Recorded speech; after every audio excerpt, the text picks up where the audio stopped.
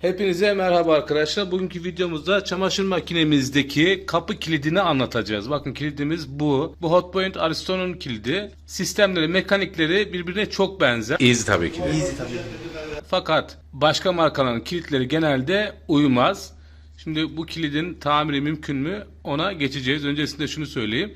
Kilitler genelde burada 2 tane vidası oluyor. Bu vidalar söküldükten sonra şurada bakın telimiz var. Gördünüz mü? Bu tel buradan çıkarılıyor. Bu körüğü tutan tel bu. Şuradan el sokularak aradan kilit çekiliyor ve kablolarından çıkarılarak yeni kilit takılıyor.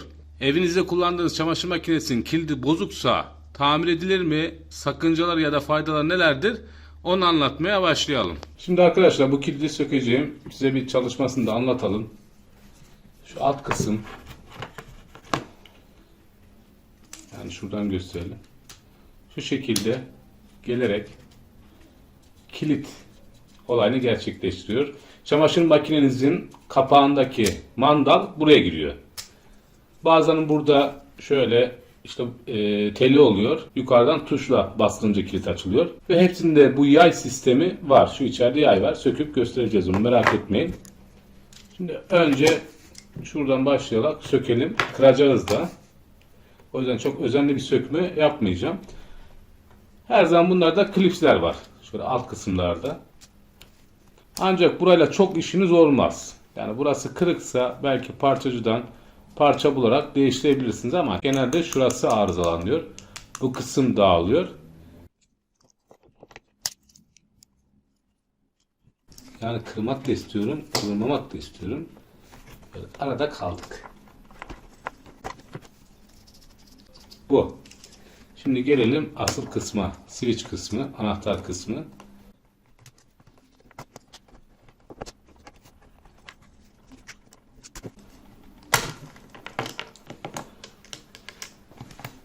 Bu yay buraya oturmuş vaziyette. Geri eski haline gelmesini sağlıyor. Genelde arızaya burası sebep oluyor. Yani ben buranın açılıp tamirini önermiyorum.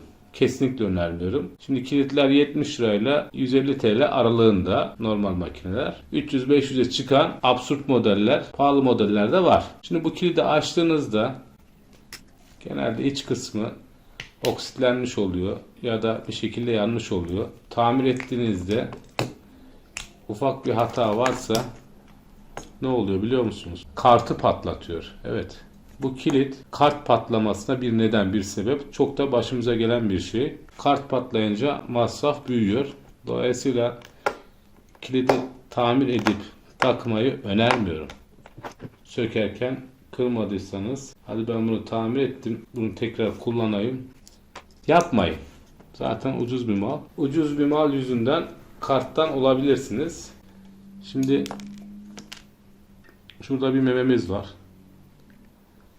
Bakın bu buraya değerek şuraya devreyi tamamlıyor. Hafif hafif burada kararma başlamış. Yani genelde tamir ettim diyenler şurayı güzelce bir zımparalıyor. Böyle benim gibi açmayın tabi. Şu haldeyken. Ben göstermek için açtım. Rengini eski haline getiriyor. Birinci sorun bu. Bakın buralarda da başlamış kararma. Sonra şurada bir tane taşımız var.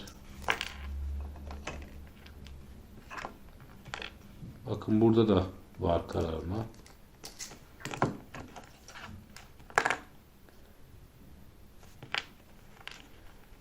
Bu da ısıyla, sıcaklıkla temas ediyor.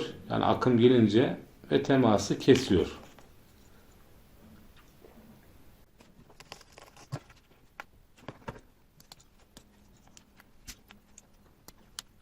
Şimdi yani şu kısımlardaki kararma, renk değişikliği o kadar önemli değil. Genelde probleme neden olan şeyler, bakın şu memeler.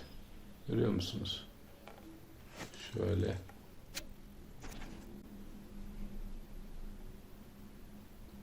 Evet. Şu kısımlar kararıyor. Ve bunun üstüne değen parçada da kararma oluyor. Nerede o? Şu kısımda. Ve temas sağlanmıyor ya da temas sağlandığında iletim gerçekleşmiyor. Makinenizin kilidi de çalışmıyor. Şu hareketi yapamıyor. Görevini yerine getirmiyor.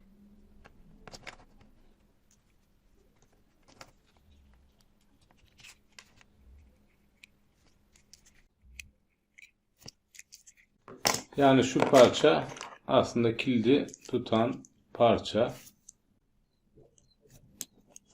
Kilidiniz bu haldeyken, yani kilitli konumdayken anahtar devreye girerek parçayı çekiyor ve kilidi sarıyor. Sonrasında hat açık hale gelerek çamaşır makinenizin kapağı açılıyor arkadaşlar.